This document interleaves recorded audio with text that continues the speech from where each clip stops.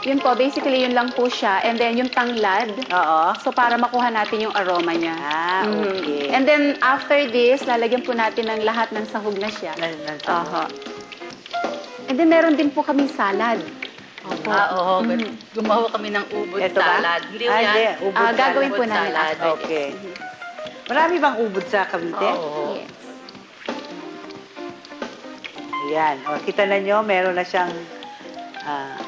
So patutuluin lang po natin sa paper towel. para hindi siya Opo, para hindi po siya oily. Oily. Opo. What oil did you use, Connie? Actually, yung pong available sa market na oil lang po ginagamit natin for this. Kasi hindi naman po siya masyadong sensitive.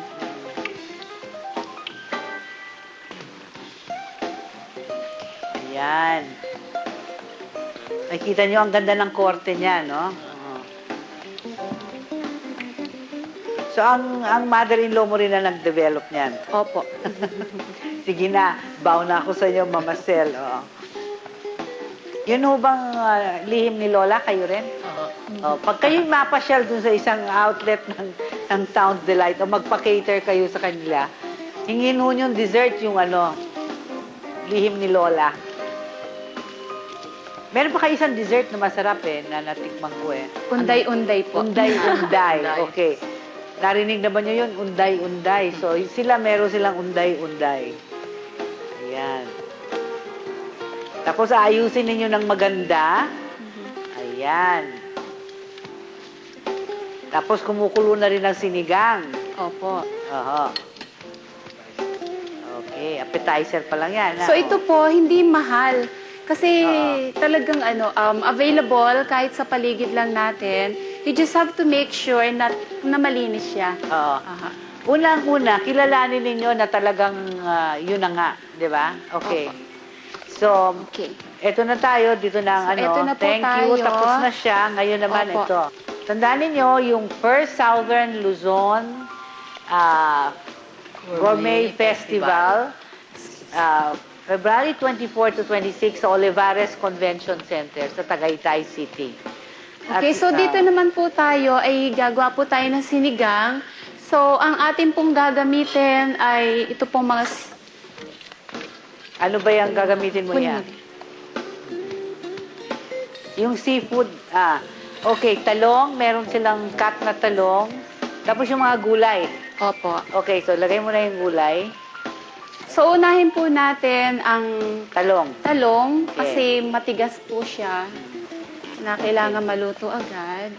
Tapos yung mga And then, gulay, okay? Opo. Oh. Ito pong halamismis. Halangis-ngis. Ano po yung halangis? Kalamismis. Kalamismis. Kalamismis. Oo. Okay. And then okra. Okra. I type ko okra. Seafoods. Tapos yung seafoods. Okay. And then ang ating gabi. Alright, yung gabi. Tapos, ang last. Ayan ho. So kapag okay na po siya, malambot na siya, so saka po natin idadagdag Yung- itong mga labanos, Okay. and then ang ating kamote tops.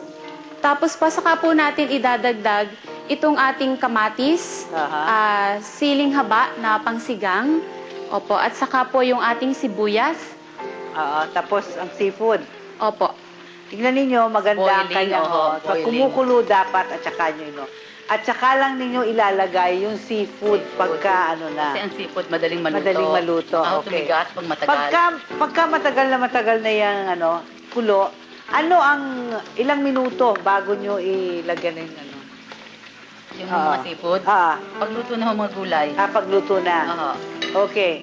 So, ayan, anong seafood yan? Tahong? Ito po ay tanige. Tanige. Naku, And then napakaganda. pusit. Pusit na nakahiwa na. Opo, Tapos nag-blanch tahong na fresh. And then tahong po. Alimasag. Alimasag. Alimasag. Naku, kasarap. At, ano yun? Alimasag. Hipon. Hipon, no? Hipon, Hipon. okay. At ano yung maliit na yun? Halaan. Yun po ang halaan. Okay. So, yan ang seafood. Yan ang seafood sinigang ng Town's Delight. Kumbaga sa Frances yan ang bouillabaisse niya. Di ba? Okay. Ngayon, habang nagluluto yan, magpapaalam na po kami ngayon dito sa This Day. Napakaganda ho nang nangyari dito at marami tayong natutuhan. At salamat, Andrew. Ako maraming salamat din po sa inyong pagpapaunlak na kami makabalik dito at para maipakita sa inyo yung aming mga paboritong putahe, hindi lamang sa Cavite, but of course, in our promotion, na sana yung dumalo yung lahat sa aming tinatawag na First Southern Luzon Gourmet Festival. Yes, Miss Teta? Yes, I'd like to thank you once again, Miss Tanco, for inviting us, giving us the chance to promote. Yeah. Inaanyayahan po namin kayong lahat na dumalo, February 24, 25, and 26, of course, at the Olivares Country Hotel, no? Yeah, Country okay. Hotel. And this event is, of course, endorsed by the Department of Trade and Industry and the Department of Tourism. Yeah. Ethel? On behalf of Olivares Plaza Tagaytay and Tagaytay Country Hotel, we would like to thank Ms. Hitanco for having us on the show. Thank you for the opportunity.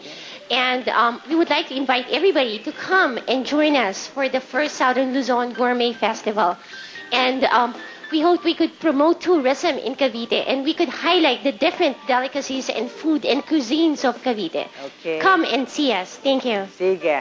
And in behalf of the staff and crew of RPN9's this day, maraming salamat po for making my day very bright and very happy and very delicious. Mamaya we'll taste all their Maraming salamat po. Text me here at 0916-700-2424 or email me at dis_day@yahoo.com or write me here at RPN9 or at the Manila Bulletin. We'd like to thank our sponsors.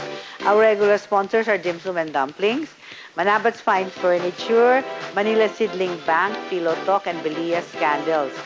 And above all, patronize our products, especially na po yung ating mga tourist spots at mga pagkain Cavite, Batangas, Laguna, Calabarzon.